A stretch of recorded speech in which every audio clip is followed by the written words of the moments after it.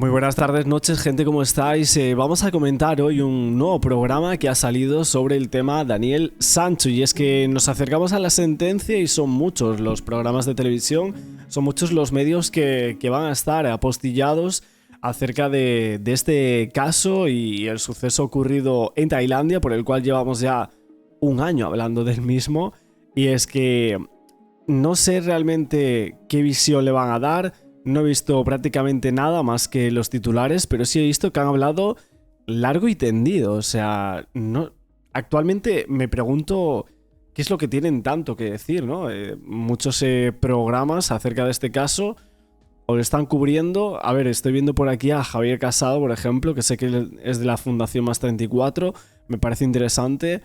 Y luego otros abogados o, por ejemplo, José Carlos Fuertes, que siempre suele estar por aquí en La Sexta. Vamos a verlo y ahora opinamos de absolutamente todo. De Daniel Sancho, ¿verdad? Es la más importante, Verónica. De hecho, además, todos sabemos que Cosamui está deseando ya desentenderse de este caso. Sabemos que es un juicio que ha sido muy mediático, que todo el mundo ha tenido los ojos puestos en Tailandia, pero aquí no ha terminado nada, ¿eh? Aquí posiblemente a partir del 29 empecemos a conocer una lucha de recursos que ya no serán en Koh Samui, ya serán en Suratami y también en Bangkok, y que a partir de entonces pues se abre todo. Pero es cierto que es una semana importantísima, todos los ojos puestos en Daniel Sancho, y lo vamos a contar aquí también. Lo vamos a contar aquí, vamos con los hechos ya, con los hechos que se conocen, que se expusieron en un juicio absolutamente mediático. Voy contigo, Lobato, porque lo primero que vamos a conocer son los argumentos de la acusación de Fiscalía. Oye, de hecho, he estado viendo aquí un inicio que no quise ponerlo por si acaso el copyright, que yo no sé si esto tiene copy, la verdad. Pero básicamente están haciendo aquí como una especie de reportaje inicial del tema, que yo me imagino que es un avance, ¿no? Un teaser de lo que va a ser un nuevo documental hecho por La Sexta. No es equipo de investigación como tal, pero supongo que será algo similar, ¿no? Claro, porque los objetivos de las partes son dos. La defensa de Sancho tiene que demostrar que no hubo premeditación, y la Fiscalía, bueno, pues que sí, que la puede haber. Vamos a ver cómo funciona todo esto y cuáles son las pruebas que tiene precisamente la Fiscalía. Empezamos precisamente con la confesión de Sancho. Y esto es lo importante, la prueba principal de la acusación, esa confesión que le dio a la policía el propio Sancho, como podemos ver en los vídeos, en lo que va reconstruyendo lo sucedido en todos esos momentos. Además, las cámaras de supermercado, eso también es importante para probar la premeditación. Lo que muestran es la compra la compra que hizo el día anterior al crimen. ¿Y qué fue lo que compró? Pues aquí está el recibo: cuchillos, una sierra. También vemos como 180 metros de papel film, 2 paquetes de guantes, estropajos, detergente.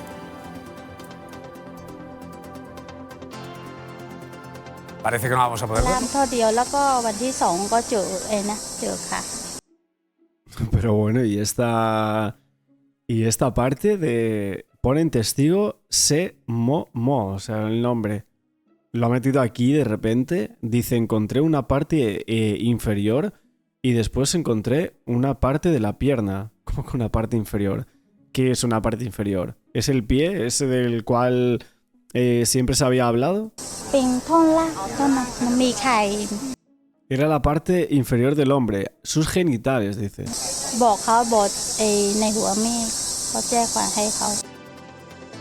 Estamos viendo que también es una isla que está absolutamente videovigilada, así que todos los movimientos de Sancho fueron captados por las cámaras repartidas por la isla. En total, vimos 26 localizaciones horas antes del crimen. Vamos al siguiente punto, el alquiler de un kayak. De esta manera, con el alquiler del kayak, precisamente se podría deshacer de la cabeza, de las manos de Edwin Arrieta, y la policía terminó encontrándolo. Hay que destacar que parece ser que lo primero que tira son precisamente las partes del cuerpo, porque todavía quedaría identificar lo del cadáver. Y por último, el inesperado alquiler del bungalow. Porque inicialmente se iban a alojar en un hotel con habitaciones contiguas, el Pan Biman, como muestran las reservas y la cancelación de una web. Pero para la Fiscalía es relevante que Sánchez alquilara ¿Qué Sánchez? O sea, en la Sexta hablan tanto de Pedro Sánchez que ya, en el caso de Daniel Sancho, ya se les viene a la cabeza. Es muy loco. Precisamente, Verónica, este bungalow. De hecho, el informe del abogado de Edwin afirma que era un sitio más idóneo para matar a alguien que el hotel que tenían previsto. Pues habla Lobato de ese informe del abogado de Edwin Arrieta, quien está en directo en estos momentos con La Sexta Explica. Juan Ospina, buenas noches. Buenas noches. ¿Qué tal? Habéis emitido... Mira, ahí está Juan Ospina, a ver qué nos cuenta acerca un poco de todo esto. Lo veremos en las televisiones, bueno, desde hoy, que es día 25 cuando estoy grabando esto, o sea, quedan 4 días para saber el veredicto de la sentencia. Decían que a partir del 29 Juanjo iba a estar contratado por Tardear, no por Tardes de Ana Rosa. Me parece raro, o sea, que solo vaya a salir en Ana Rosa, ¿no? O sea, que tenga un contrato ahí de confidencialidad o algo así y que no pueda salir en los otros medios.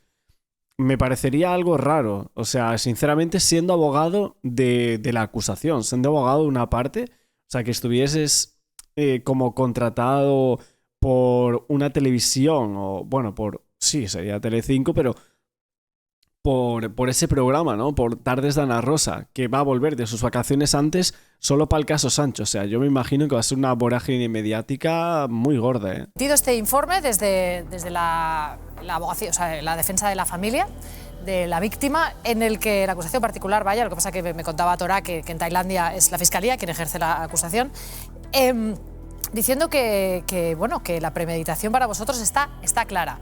Me gustaría que vieras conmigo qué es lo que ha dicho García Montes, el abogado de la defensa, que dice que él espera que tan solo sean 8 años de condena. Esto es lo que vimos ayer, ¿no? La pequeña entrevista que dio García Montes para La Razón después del despido de Joaquín Campos. Ellos están en esa pena, el tema de 6 a 8 años, y que bueno, luego sería el traslado de presos, ¿no? 6 a 8 años, porque afirma que no hay premeditación y que no hay dolo, porque fue un accidente y además no fue Daniel Sancho quien empezó la pelea. En primer lugar, me gustaría saber qué piensas de estas palabras de García Montes. Bueno, yo como en cualquier momento y siempre he respetado las palabras de un compañero y lo sigo haciendo. Sin embargo, estamos en un juicio en donde una cuestión es la realidad de lo que ocurre en Tailandia y otra muy diferente es lo que ocurre aquí en los platos de televisión y en los medios de comunicación de nuestro país. En Tailandia hay cuestiones que son indiscutibles, ellos entienden y así lo consideran las personas que han vivido este procedimiento, que hubo una muerte que estuvo planificada y planeada. Sin embargo, pues ha habido una especie de cortina de humo, no sé con qué objetivo, para distorsionar la realidad de lo que ocurría en el tribunal tailandés, para, entiendo, quitarle hierro, yo creo, a los hechos tan trágicos que ha sido matar a una persona, descuartizarla y tirar restos del mismo al mar y al basurero, ¿no? A la basura. Así que bueno, sobre estas palabras pues las respeto siempre porque son compañeros, ya lo he dicho en otra ocasión, y sin embargo son palabras que también alimentan mucho dolor para la familia Arrieta. La familia Arrieta, desde que perdieron a Edwin, no se han recuperado y he tenido la oportunidad de hablar con Darling. Ella es una persona con una convicción cristiana muy sólida y tiene la voz totalmente rota, quebrada, es muy difícil interaccionar con ella. Pero tiene mucha fe, como decía anteriormente, y ella confía en la justicia tailandesa y en su confianza pues no está ese análisis que hace el compañero García Montes. Ellos creen que hubo un asesinato, creen que hubo planificación, creen que Edwin no se pudo defender. Aquí se habla mucho de los cuchillos y de que no han aparecido. Sí, nosotros nunca hemos discutido que la causa de la muerte fue, como dice Daniel, un puñetazo en la cara a Edwin y luego rematarlo en el suelo, pudiéndole haber evitado la vida, ¿no? Nosotros entendemos que estas conclusiones son o conllevarían a un asesinato con premeditación, y así es lo que cree la familia de Edwin Arrieta. Es que, a ver, un puñetazo que luego le remata y demás. Es que, sinceramente, cada vez que aparece Juan Ospina, es un poco una visión distinta del tema o de cómo suceden las cosas, ¿no? Porque entrevistas de si el tema de los cuchillos, que si las cuchilladas de Daniel Sancho de Arrieta que nunca se probó que fuesen pre. Es que vamos viendo, según las entrevistas, que vamos cambiando el relato y como no sabemos la causa de la muerte, pues es una incertidumbre total por la cual sigue el caso y por la cual sigue un poco ese halo de misterio también que sienten algunas personas al tratarse de este caso, aunque para muchos que destilan todo tipo de odio en las redes sociales dicen que está todo clarísimo, que está premeditadísimo, que no hay caso más premeditado, etc. Pero luego nos encontramos con una improvisación posterior al suceso que es tremenda, que no encaja con esas teorías. ¿La familia de Edwin Arrieta piensa que Daniel Sancho tenía una motivación para acabar con su vida? Sí, la familia de Edwin Arrieta creen que lo que intentaba Daniel era callar a Edwin. Por un lado está el móvil económico que nunca se ha negado y por otro lado entendemos que se intentaba callar a Edwin porque Edwin tenía planes de ir a vivir a España y estamos convencidos que esto no estaba dentro del plan de vida de Daniel Sancho y fue uno de los motivos o móviles que le llevaría a acabar con la vida de Edwin Arrieta. O sea, el motivo, según Juan Ospina ahora, es que Edwin Arrieta iba a vivir a España, que iba a vivir cerca de Daniel Sancho y que él no quería, ese tipo de cosas, y eso sería uno de los motivos por los cuales Daniel Sancho decide ir a Tailandia y acabar con la vida del señor Arrieta. A ver, es que mucho, sinceramente, no tiene mucho sentido, ¿no? No sé, bajo mi punto de vista, que pueda llegar a ser otro de los motivos, que sea otra de las cosas que pudiesen haber llevado a Daniel Sancho a premeditar este suceso. O sea, tendría que ser una de las muchas, ¿no? Una de las muchas cosas, pero como sí sola es que se sostiene muy poco, ¿no? ¿Cómo está la familia? La familia está absolutamente destrozada, está rota, estamos hablando continuamente con el fin de prepararnos para analizar la sentencia en una dirección o en otra y también poder atender a los medios de comunicación. Y es una tarea que está siendo muy complicada porque,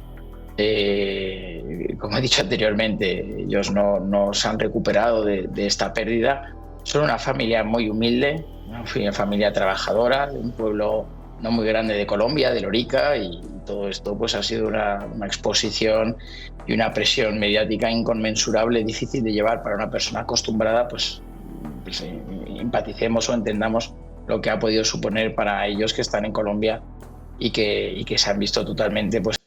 A ver, también hay que decir que muchas veces comentamos lo de las familias, etcétera. Yo creo que en este caso ninguna de las dos familias suponemos o queremos pensar que no tiene nada que ver en el suceso, ¿no? Porque muchas veces decimos, no, porque la familia es de aquí, la familia es de allá, es de un famoso, es de otro. Creo que la familia, entre esta situación entre dos personas que ha acontecido en Tailandia y que ha sido terrible, me parece que no tiene nada que ver. O esperemos que vamos, queremos saber que no tiene absolutamente nada que ver. Por lo tanto, hay que separar también, ¿no? La familia, de dónde viene, de dónde vive, cómo es, etcétera, a lo que hacía la víctima o lo que hacía el presunto victimario, que es en este caso Daniel Sancho.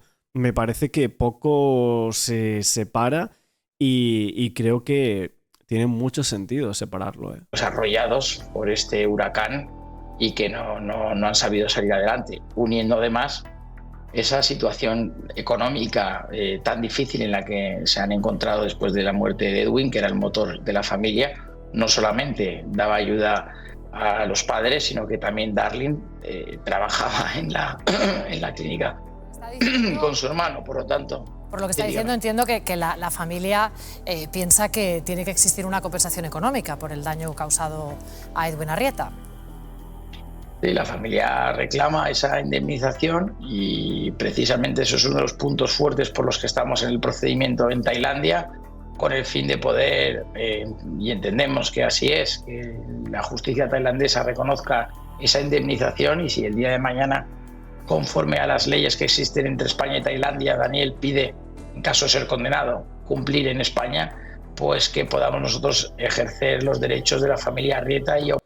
Oye, ahora que estoy viendo todas estas partes de los reportajes de La Sexta y tal, el otro día estuve viendo o estuve buscando algunos vídeos y tal para volver a repasar alguna cosa de los reportajes tailandeses, y me he dado cuenta que hay muchos vídeos que anteriormente estaban publicados del tema Daniel Sancho en las televisiones de Tailandia, como Thai 8 u otros medios de comunicación de Tailandia, que sacaron, ¿no?, sus reportajes al inicio del caso, que no existen, o sea, que no están. Es curioso, ¿no? Porque me pregunto, ¿qué ha pasado para borrar ciertas cosas de este caso?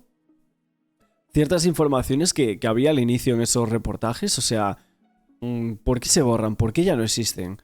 No sé, me llamó bastante la atención eso. La familia Arrieta está totalmente rota y entienden que, y no comprenden, mejor dicho, que haya unas cadenas de televisión o que haya habido una productora que le haya dado unas cantidades de dinero bastante altas al padre de Daniel, y ellos sigan sin haber recibido ni un solo euro, ¿no? Pues todo esto alimenta el dolor de la familia.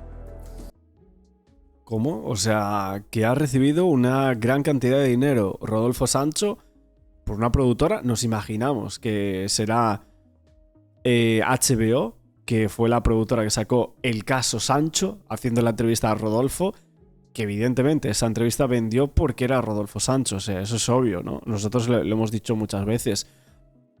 Pero que ellos que no recibieron ni un solo euro de ese programa. Cosa que parece que ellos salen también en el mismo y que no han recibido un solo euro. O sea, me extraña muchísimo eso, ¿eh? Me extraña muchísimo. Pues abogado Ospina, muchas gracias por acompañarnos en directo esta noche en La Sexta Explica. Ánimo para la semana que tienen por delante, de mucho trabajo. Muchas gracias. Voy contigo, Torá. Nos ha quedado claro con la exposición de Lobato, con los argumentos de quien es el abogado de la víctima, que la premeditación es la clave, es la piedra angular, porque si se demuestra la premeditación, ¿cuál puede ser el destino de Daniel Sancho? Bueno, estaríamos hablando de un asesinato con premeditación, estamos hablando de cadena perpetua para Daniel Sancho. Es cierto que esto iba ligado con la pena de muerte, pero desde el año 2018 no se practican estas penas de muerte en Tailandia y por tanto sería el escenario menos probable. Pero si se puede demostrar esa premeditación, hablaríamos de que Daniel Sancho no podría salir posiblemente de la cárcel en Tailandia nunca. ¿Cuáles son los elementos que en estos momentos pueden complicar la defensa de Daniel? Mira, están colocando aquí las fotos de la moto, ¿no? Aquellas fotos que sacó, bueno, que le dieron, ¿no? En la parte de la moto, aquí lo vemos decían con bañador blanco, ¿no? Que era él, decían, ¿no? En algunos medios, que esta persona que estamos viendo aquí, que era él, haciendo la foto de lo que es la moto esta, la Honda por la cual lo pillaron, según las cámaras de seguridad y tal, de ese Big C Market, ¿no? De Daniel Sancho. Bueno, se lo voy a preguntar, si te parece, a Jorge Piedrafita, que es abogado penalista. Lo que tiene por delante es la compra de unos elementos, unos cuchillos, el alquiler de un bungalow que parece que era óptimo para poder perpetrar un crimen, y una actitud, ¿no?, que puede llevar a pensar que tenía motivos.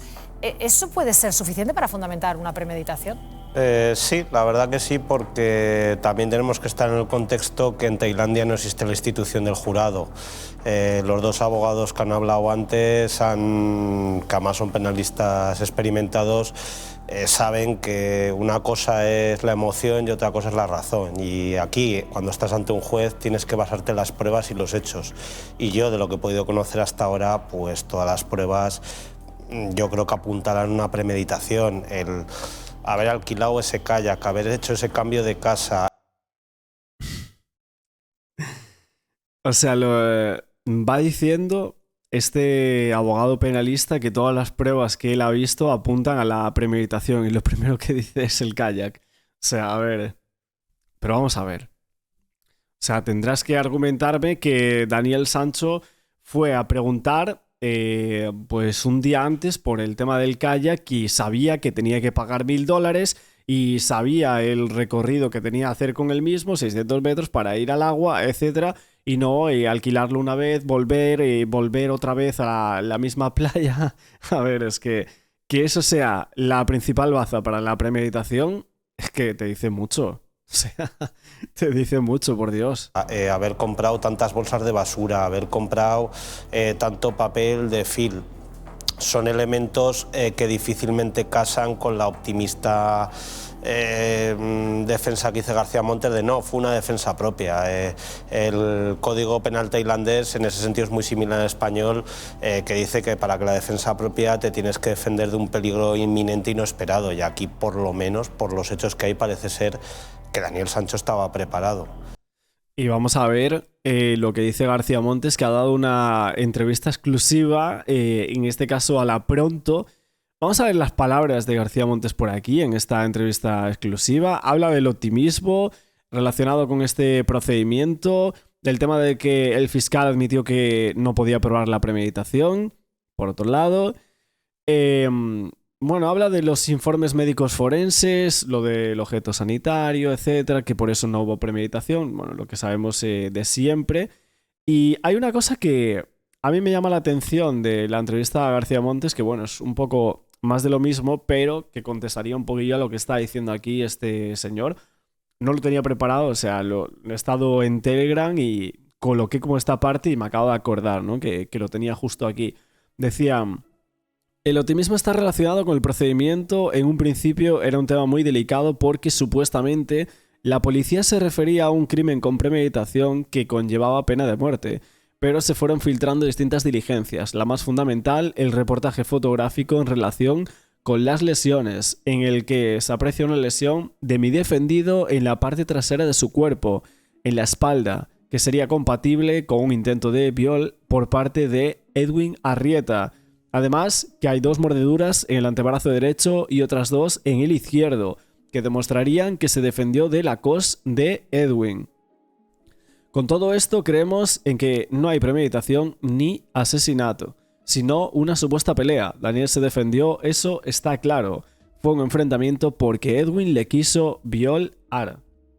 Y esa sería la respuesta de García Montes acerca de por qué se muestran optimistas con la sentencia, y un poco lo que contestaría a este abogado penalista que estamos viendo por aquí en La Sexta.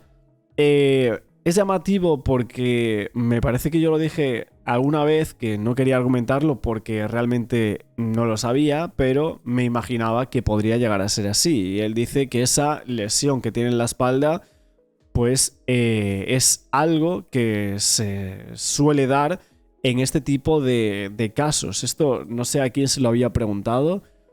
No sé si se lo había preguntado a Balfagón en nuestra entrevista. Ella no quiso decir mucho por ahí. O no recuerdo ahora mismo. Sé que fue en alguna entrevista que hicimos que yo pregunté sobre esto porque me imaginaba que podrían ir por ahí los tiros. Y ahora es García Montes el que por aquí confirma o llega a decir que esa lesión podría ser compatible con ese intento de viol del cual llevaba hablando Daniel Sancho desde los primeros momentos. Vamos a seguir viendo esto. Ahora queda la cuestión de ¿le quería quitar la vida o no se la quería quitar? Eso es lo que se ha tenido que probar o no probar en el juicio. José Carlos Fuertes, voy contigo, porque además de esa... Oye, tan claro que lo tenía el abogado penalista, que no sé quién es, sinceramente, pero tan claro lo tenía, que viendo un poco su explicación, creo que no nos queda nada claro. El argumento de la defensa propia, también está el hecho de cómo Daniel Sancho ejecuta el descuartizamiento, ¿no? Parece que si no lo tenía preparado, desde luego sabía perfectamente lo que hacía, ¿no? Vamos a ver, ¿sabía lo que hacía? Yo creo que sí. Por lo que estamos viendo después de un año, yo recuerdo... ¿Se puede improvisar? Esa es la pregunta. Vamos a ver, yo creo que es muy difícil improvisar un descuartizamiento, un desmembramiento de órganos y hacerlo, en fin, aquí te pillo, aquí te mato, no encaja en el patrón del comportamiento humano. Eso es lo que a mí no me encaja, desde luego. Es lo que yo siempre he dicho, que a mí eso... Yo siempre lo he comentado, que a mí hay ciertas cosas que he llegado a pensar en otro tipo de hipótesis, otro tipo de teorías, ¿no? Acerca de lo que es el suceso Sancho. De, vale, pudo ser una cosa, o sea que él está metido totalmente, pero todo lo que luego sucede a posteriori, me quedan muchas dudas de qué hizo realmente Daniel Sancho. O sea, a mí me quedan muchas dudas y yo esto siempre lo he pensado y me lo he preguntado de qué hizo realmente Daniel Sancho. Porque lo que dice que hizo García Montes me cuadra hasta cierto punto. Y es aquí el que están comentando. Requiere una preparación, requiere un estado emocional especial, requiere esa frialdad para un ser humano, un ser que estaba ahí, que está yaciente, que ha acabado de morir, empezar a cortarle, a trocearle como si fuera un codillo, ¿no? Entonces, el estado emocional de esta persona, desde luego, o se es una personalidad absolutamente psicopática, que es uno de los puntos que se planteó, frío, calculador, despiadado, egocéntrico, o estamos ante un sujeto que evidentemente tuvo que estar entrenándose, tuvo que estar educándose para hacer lo que llegó a hacer. Tuvo que estar educándose. O sea, ¿cómo que tuvo que estar educándose? Aquí José Carlos Fuertes, no sé, es que estas apreciaciones que está dando aquí del por qué hizo eso Daniel Sancho, también muchos hablan de si el estado de shock, de ese tipo de cosas, de otras consideraciones médico-forenses que van bastante desencaminadas con lo que está diciendo aquí José Carlos. Doctora, hay una clave de este caso que sigue sin haber visto la luz y es el torso de Edwin Arrieta no ha aparecido todavía, ¿no? No, de hecho es importante, la defensa lo utiliza como si no existe ese torso, nunca se puede determinar la causa de la muerte de Edwin.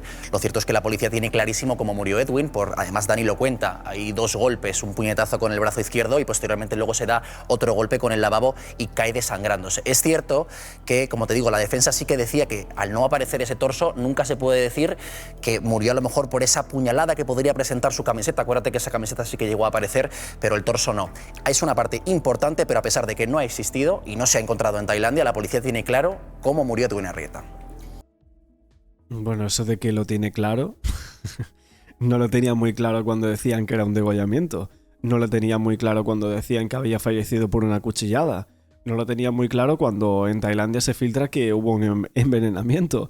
Ahí no lo tenía muy claro. ¿Qué es lo que tenían claro de cómo murió Edwin Arrieta? ¿O qué es lo que tienen claro actualmente? ¿Lo que dijo Daniel Sancho? ¿Qué es lo que dijo él? ¿Lo que dijo en un inicio? ¿Que se resbaló Edwin Arrieta, que cayó y se golpeó contra el lavabo? O sea, ¿qué es realmente lo que está claro de cómo fallece el señor Arrieta?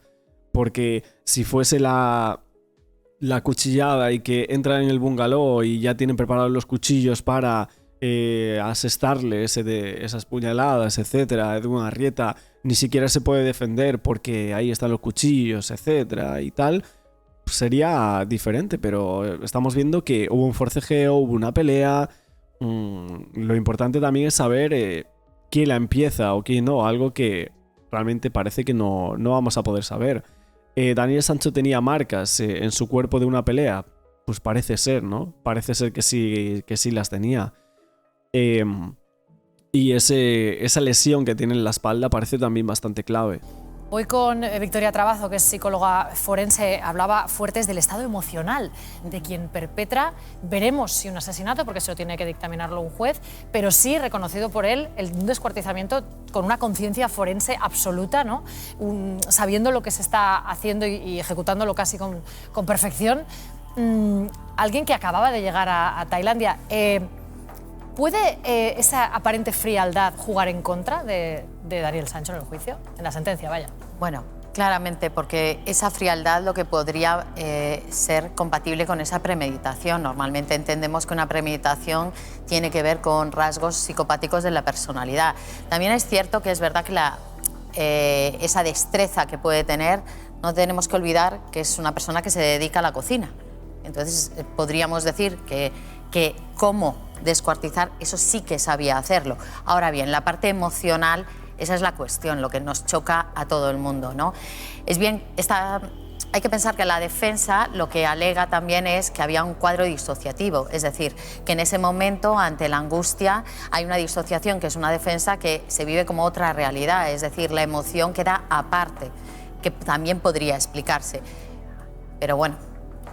Hay un dato importante, fíjate, hablando de este aspecto, cuando Daniel Sancho reconstruye con la policía el escenario de lo que ha sucedido allí, la policía le hace una pregunta muy concreta sobre un cuchillo que además aparece en la mochila que Dani se olvida el día después de haber presuntamente asesinado a Edwin.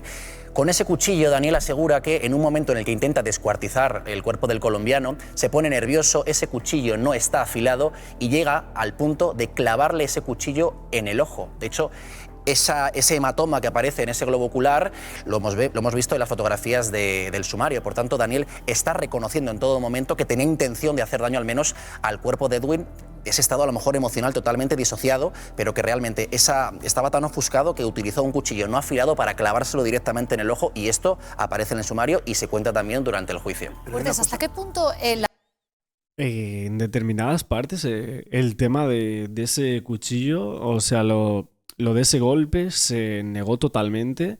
O sea, por parte de la defensa se negó de que hubiese eso. En distintos exámenes forenses también se llegó a negar, y es que realmente hay muchas partes de este suceso y del sumario, por ejemplo, que evidentemente cada parte cuenta su relato y nosotros tenemos que distinguir entre cuál nos quedamos, ¿no? Porque uno te dice una cosa, otro te dice otra, y sin tener delante ciertas informaciones, pues evidentemente no sigues, ¿no? la corriente, o lo dejas un poco en stand-by ciertas informaciones. La autopsia sin torso es una autopsia que da información suficiente para una sentencia? Da mucha información, y lo que pasa es que no la da totalmente como tendríamos con el torso, ¿no? Y lo que están diciendo es muy razonable, es decir, la defensa, falta una parte fundamental. Hay elementos que a lo mejor en España, si esto ocurriera, pues cuestionarían mucho más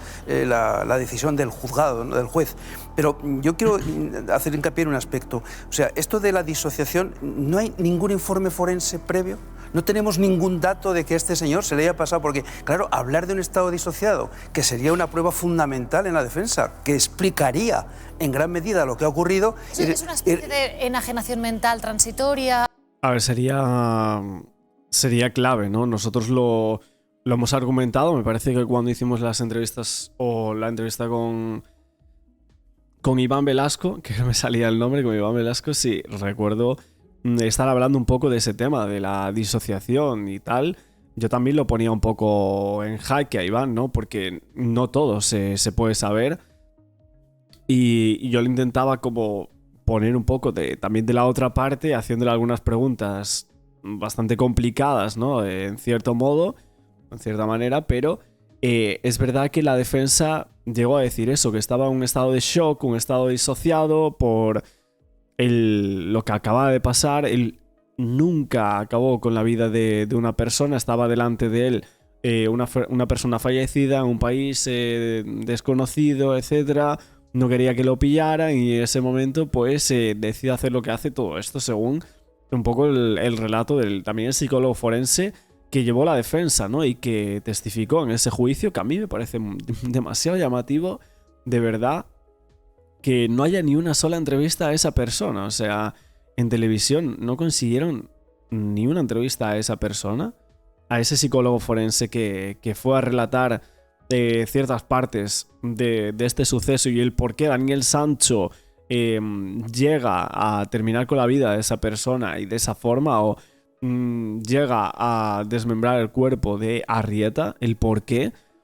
Claro, me parece raro, ¿no? Que no hubiese ese tipo de entrevistas, por ejemplo, a una persona que fue como testigo, ¿eh? O algo por el estilo. Vamos a decir, esto es un síntoma que puede aparecer desde la esquizofrenia, pasando por la histeria, trastornos de personalidad. O sea, que está asociado a una patología.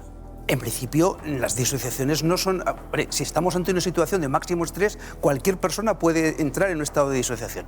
Esto teóricamente. Yo en mis años bastantes, 40, de experiencia como psiquiatra clínico, yo no lo he visto nunca. Y como psiquiatra forense tampoco. Yo no he visto estas disociaciones tan intensas en las que la persona es como Dr. Jekyll y Mr. Hyde. Uno es el que actúa y otro es el espectador. Yo personalmente no lo he visto. Seguro que habrá algún compañero que dirá, pues mira, yo tengo esta experiencia. Entonces, ahora lo que, insisto, no hay ningún informe psicológico forense, no hay ninguna valoración psiquiátrica cuando es un elemento nuclear de esta defensa. Victoria, Hombre, lo de que no hay, llevaron como testigo a un psicólogo forense para esto mismo. Como dice que es una aportación nuclear para la defensa, pues sí llevaron como testigo, solo que no tenemos ni una sola entrevista a ese señor. ¿Pero dónde están las entrevistas a ese tío? O sea, ¿quién era? Si no me acuerdo ni de su nombre, si no salió ni una sola vez. Pero si iba como testigo, si nosotros entrevistamos a Iván Velasco, que era un psicólogo que iba como también testigo en la defensa. Pero, ¿quién entrevistó a ese señor? O sea, realmente son entrevistas importantes que no hemos visto. Que no hemos visto. Hemos visto la entrevista a la señora del kayak, pues 100 veces. Pues 100 veces. Y en cada una de ellas decía una cosa. Pues es que, vamos a ver, y hemos visto a Juan Gospina diciendo lo mismo, pues 800 veces. Pues también queremos saber un poco de la otra parte, o sea, es que, vamos a ver. ¿Existe ese informe? ¿Hay algún informe respecto a Daniel Vamos a Sancho? ver, yo tengo entendido que sí que es verdad que la defensa lo que ha realizado es un informe criminológico, no tanto de él, pero sí de posibles explicaciones. Y en esas posibles explicaciones alegan esa respuesta disociativa, que sí que es verdad que en situaciones, la respuesta disociativa realmente suele darse muchas veces como una defensa ante una situación traumática. Es muy habitual, por ejemplo, en menores cuando sufren un abuso sexual. En adultos suele darse, o bien porque ya hay un historial que habría presentado seguramente una sintomatología previa y seguramente si existiese la defensa habría sacado ese historial de Daniel, pero si no puede ser en una situación de altísimo estrés, digamos que el cerebro es como que necesita desconectar de esa realidad porque esa realidad le está produciendo una angustia intolerable. Entonces es claro, ese mecanismo de defensa. Solo una cosa, fíjate, el que no exista el informe psiquiátrico forense yo creo que es un elemento muy negativo. Psicológico-psiquiátrico, es decir, que dos expertos en psiquiatría y psicología son los competentes. Los criminólogos pueden hablar de muchas cosas y yo, en fin, pertenezco en cierta manera al comité de expertos del Colegio de Madrid de psicólogos, de criminólogos, pero cuidado, estamos hablando de un trastorno, enfermedad, anomalía o alteración y de eso son competentes los que lo son. Oye, José Carlos Fuertes también hay que decir que él siempre teorizó que Daniel Sancho y Edwin Arrieta habían consumido sustancias en Tailandia, etcétera, y que todo lo que sucede después es también fruto del consumo, etcétera, que podían tener. No sé si por el tema de los alucinógenos que dice Sancho en esos mensajes y tal, pero él siempre creyó un poco eso, siempre lo teorizó, de que había sustancias de por medio. Es que, a ver, también es algo que, evidentemente, los informes de la policía tailandesa lo primero que dijeron es que no había consumido a Daniel Sancho. La víctima no lo sabemos, o sea, eso no salió nada. Uy, perdón. Y de Daniel Sancho eso, salió, me parece que fue incluso en la rueda de prensa de Big Joe, diciendo que no habían consumido nada. A ver, veremos. Si eso... Bueno, por parte de la defensa tampoco dijeron nada acerca de eso, es lo que salió, decían, y por parte de la acusación más de lo mismo, ¿no? Por lo tanto, ahí es algo que él pensó en su momento, pero que no se basa en nada, básicamente porque ni la defensa ni tampoco la acusación han dicho nada al respecto de eso. Bueno, ese es uno de los argumentos de la defensa de Daniel Sancho, obviamente que trabajan con todos los argumentos. Y me suena esto, ahora mismo no estoy seguro, lo estoy haciendo de memoria, pero me suena que había un bar que supuestamente había ido Daniel Sancho que vendían ese tipo de sustancias, o sea, que se podía consumir ese tipo de sustancias. Si no recuerdo mal, me parece que llevaba el nombre de la capital de Países Bajos. Me lo recuerdo haber mirado en alguna ocasión, haber visto ciertas cosas y tal, estar indagando sobre eso, y parece ser... Esto no estoy seguro, la verdad, o sea... Lo estoy diciendo así de memoria, de haberlo visto hace un tiempo, porque evidentemente hay muchísimas cosas que que nosotros hemos ido indagando y tal, muchas de las cuales nos hemos quedado a medio camino para sacar una exclusiva, ¿no? Por ejemplo, de algunas cosas como esto, nos quedábamos a medio camino, ¿no? Cosas que quizás no podíamos decir. Y por eso hay informaciones que no salen, porque a lo mejor nos quedamos a medio camino porque no podemos confirmarlo, porque no estamos allí, ¿no? Pero el tema de las fiestas aquellas que salían en su momento diciendo que habían visto a Daniel Sancho, luego ese bar, ¿no? Que vi algunos comentarios en algunas redes sociales diciendo que el asesino de Tailandia, o descuartizador de Tailandia, Daniel Sancho, había estado allí, en ese sitio. Bueno, son algunas cosas, ¿no? Posibles para minimizar la condena a la que se enfrenta una persona que ha confesado, además, que ha confesado por lo menos el descuartizamiento. Vamos a volver un poco a la cronología de los hechos, Torá, porque quizá mucha gente no se acuerda de cómo se localiza a Daniel Sancho y cómo se le señala o se le es capaz de señalar tras el asesinato o la muerte de Edwin Arrieta. Se trata de un ticket que se encuentra en la bolsa del vertedero, ¿verdad? Sí, de hecho, cuando Daniel se deshace de los restos del cuerpo de Edwin, incluye también en la bolsa de desechos ese ticket de un supermercado del... O sea que aún sigue con el tema del ticket. A ver, ya veis que hay muchas cosas que no vamos a ver de este caso. No vamos a saber básicamente porque es que las informaciones son todo el rato el mismo, o sea, las mismas. Estamos haciendo aquí un especial desde España que no tiene informaciones nuevas. O sea, básicamente eso. Es que el tema del ticket, seguimos con eso, de que había un ticket en una de las bolsas. Es que yo qué sé. O sea, eso... ¿Dónde está eso, no? O sea, ¿dónde hay una foto de ese ticket que estaba dentro? ¿Lo pillaron por ese ticket? Es que parece que volvemos al 5 de agosto. Es que estamos a un año después y seguimos hablando de que había un ticket dentro de una bolsa. Es que yo qué sé. Bixi, donde... Esa bolsa es la del vertedero, que es la única que va al vertedero, ¿no? Eso es, él lanza... El resto van al mar. La última bolsa que él se desprende de ese bungalow es la bolsa que él lanza a la basura. Y es la primera que se encuentra por una trabajadora. De hecho, la hemos escuchado antes cuando Lobato estaba explicando toda esa... Bueno, pero es que tiene que tirar más. O sea, tiene que tirar más al vertedero. Y del pie y la mano esa que no son de Edwin Arrieta o que no están en los informes no se habla, ¿no? Porque luego aparecen... las dos manos aparecen en el agua. Son detalles raros del caso, como también así... que el 3 de agosto aparece una parte, pero el 4 de agosto aparece otra. Y decían que el 5 de agosto había aparecido una cabeza en el vertedero. Es que...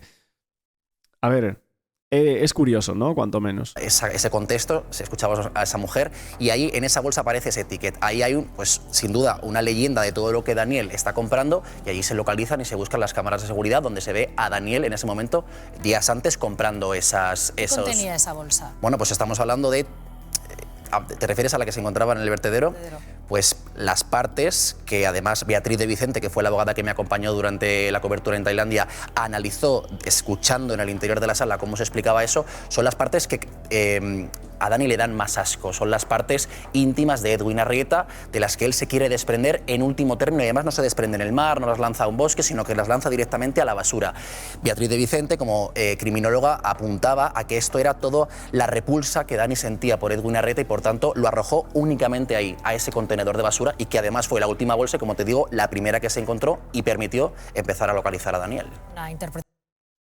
Esa parte, sí, en eso está en lo correcto. O sea, sí que fue la primera parte, según lo que dicen oficialmente, que fue la parte de la cadera y los intestinos, etcétera, que fue la primera bolsa que se halla y que sale incluso en los medios de Tailandia. O sea, esto hay que decirlo porque en los medios tailandeses es increíble que salían las partes sin censura. O sea, nosotros hemos visto las fotos y tal, son tremendas, ¿eh? Algunas fotos que salen.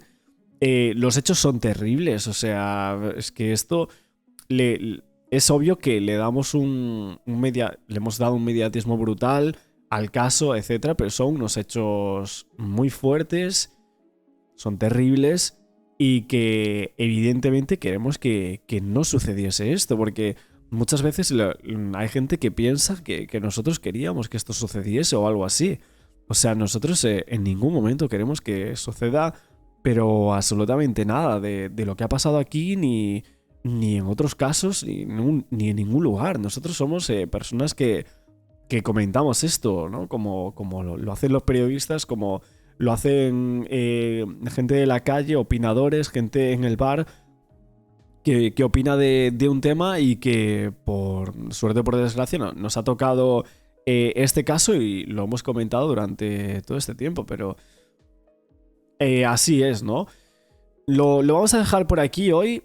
Hemos tenido, bueno, un poquito de La Sexta. La verdad es que no recuerdo haber reaccionado nunca a este programa. No sé si es la primera, pero han hecho por aquí un especial bastante largo y que queda mucho por ver del mismo. No sé si tiene copy o no.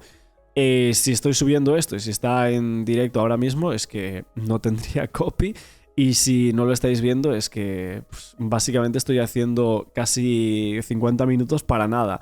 Esperemos que no, esperemos que me dejen subir esta reacción, que la estéis viendo y actualmente me dejéis un buen like, suscribiros al canal con la campana para no perderos ninguno de los vídeos que vamos a ir trayendo cada día. Mañana seguramente tendremos alguna entrevista, no sé si mañana o hoy mismo, cuando esté grabando este nuevo vídeo, tendremos alguna entrevista que os sacaré por aquí en el canal. Y en los próximos días seguiremos con alguna entrevista más. El día de la sentencia también tendremos a un criminólogo que va a venir por aquí por el canal a explicarnos un poco lo que él cree.